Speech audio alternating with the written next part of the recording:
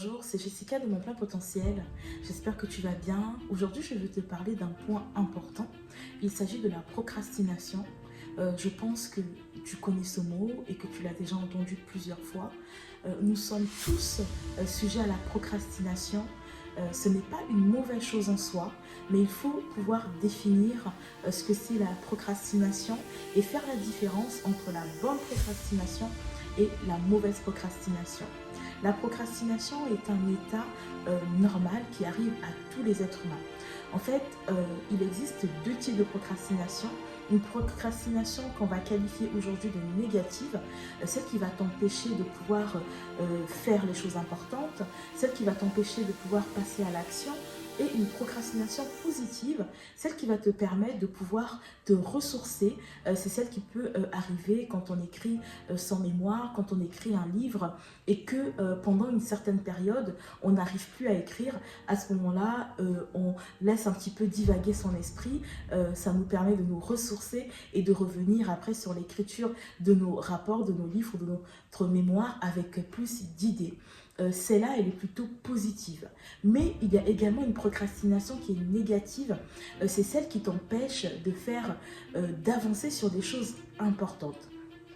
Je parlais dernièrement avec un jeune garçon qui est actuellement en thèse et qui doit écrire sa thèse, mais qui n'arrive pas à l'écrire, qui tourne en rond et qui me disait: Jessica, là je n'arrive pas à écrire, je ne sais pas pourquoi, pourtant j'ai des facilités, mais c'est très très compliqué. Alors je lui ai demandé, écoute Théo, dis-moi, est-ce qu'il n'y a pas quelque chose qui te tracasse? Est-ce qu'il n'y a pas une chose qui t'inquiète? Et puis il me dit, non, pas grand-chose, mais bon Jessica, tu sais que c'est compliqué, je suis étudiant actuellement, j'ai une femme et un enfant, et sur le plan des finances, c'est compliqué. Donc à part ce point-là, il n'y a rien d'autre. Et ce que Théo ne savait pas, c'est que ce point d'inquiétude pour lui produisait du stress et l'empêchait en fait de pouvoir travailler sur ses cours, travailler sur sa thèse et de pouvoir avancer.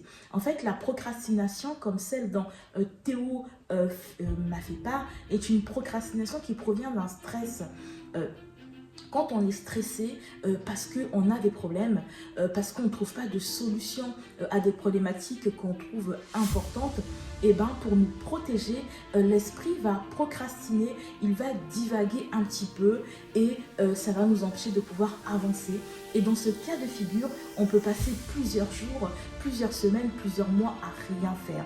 Alors, qu'est-ce qu'on peut faire quand on est sujet à ce type de procrastination? Il faut pouvoir identifier ce qui ne va pas. Dans le cas de Théo, il faut poser un diagnostic. Théo, effectivement, en tant qu'étudiant, a des difficultés financières avec son époux, son enfant, c'est compliqué. Mais ce que Théo doit pouvoir se imaginer, en fait, c'est le Théo qu'il veut devenir. Parce qu'en s'inquiétant tous les jours, ce qui se passe, c'est que quand Théo est à l'école, quand Théo doit écrire, quand Théo est en stage, et ben il divague, il s'inquiète, il se dit mais comment est-ce que je vais payer ci, comment je vais faire ça, comment est-ce que je vais m'en sortir.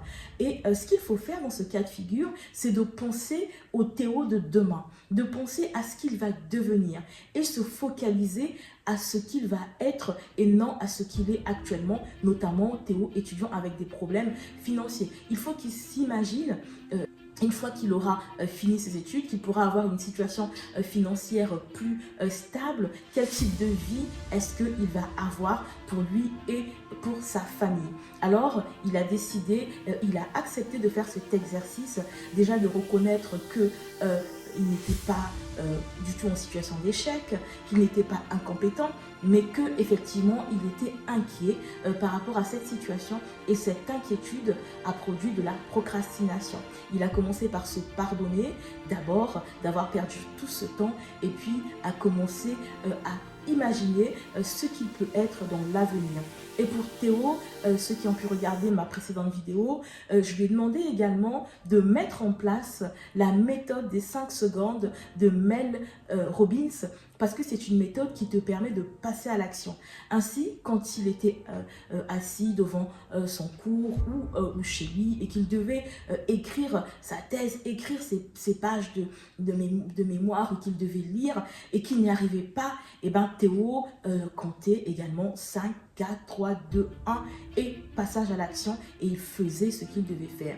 Et aujourd'hui, Théo avance, il avance plutôt bien, ses études progressent et c'est un garçon qui est brillant et qui a un avenir pour lequel je n'ai aucune inquiétude.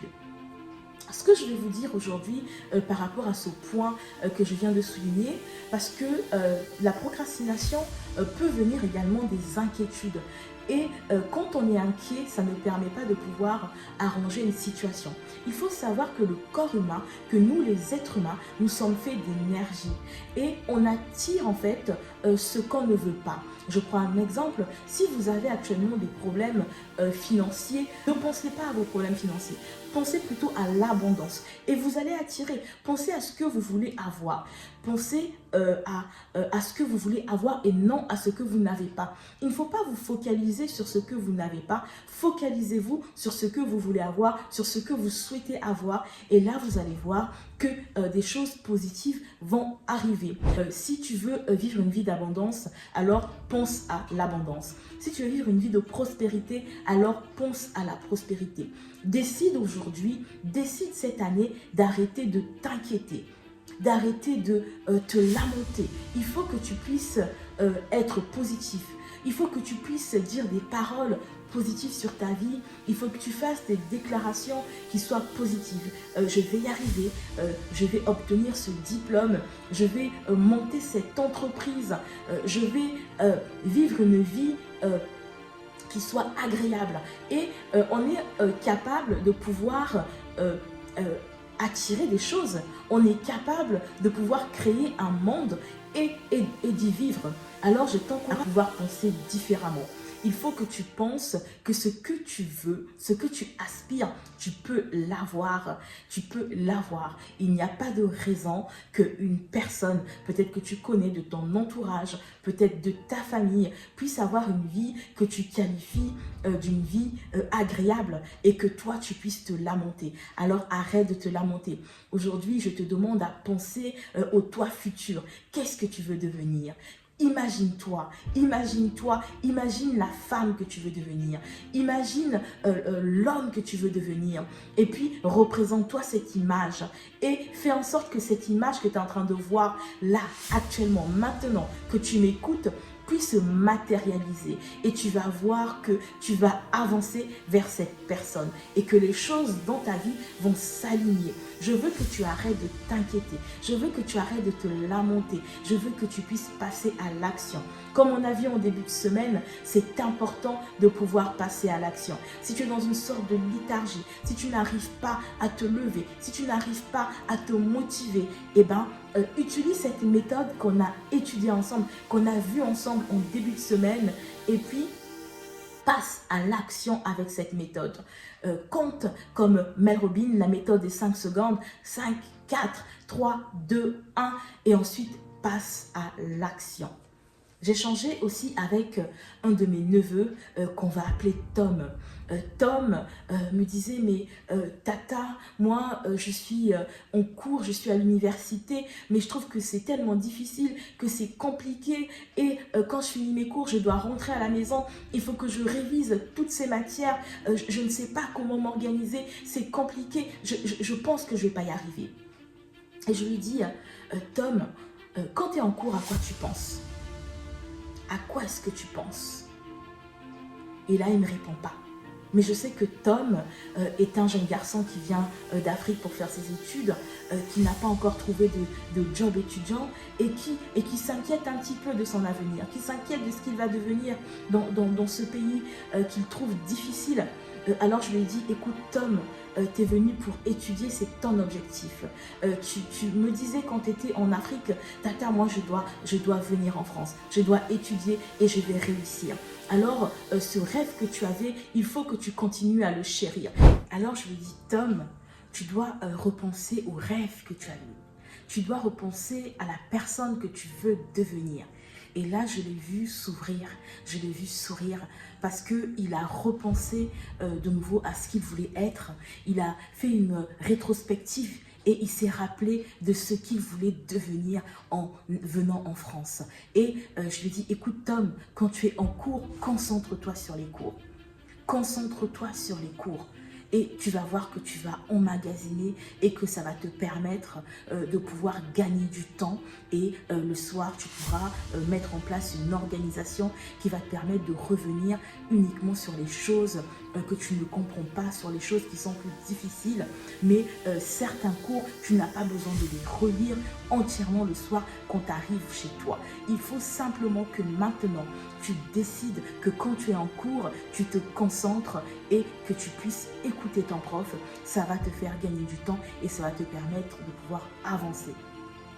Ce que je veux te dire en t'illustrant cet exemple, c'est qu'il faut que tu décides d'arrêter de te faire du souci.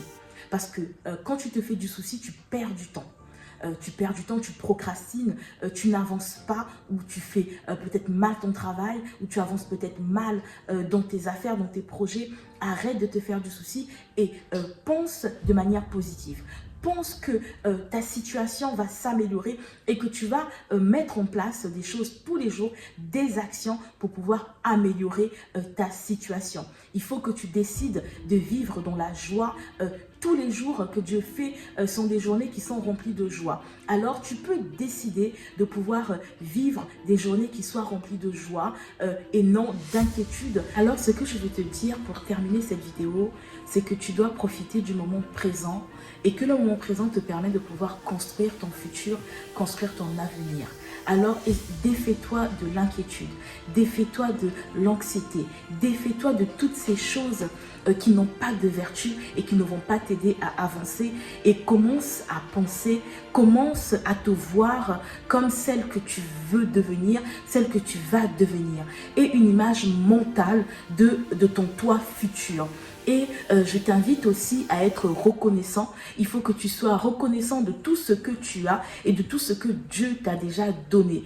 Parce que Dieu t'a donné beaucoup de choses. On a un Dieu qui est bon, un Dieu qui nous fait don, qui nous fait cadeau de beaucoup de choses. Alors, je t'invite aujourd'hui à être reconnaissant, à pratiquer également la gratitude. Ça va t'aider aussi à pouvoir avancer. Si tu n'es pas encore abonné sur cette chaîne, je t'invite à t'abonner, à activer la cloche de notification.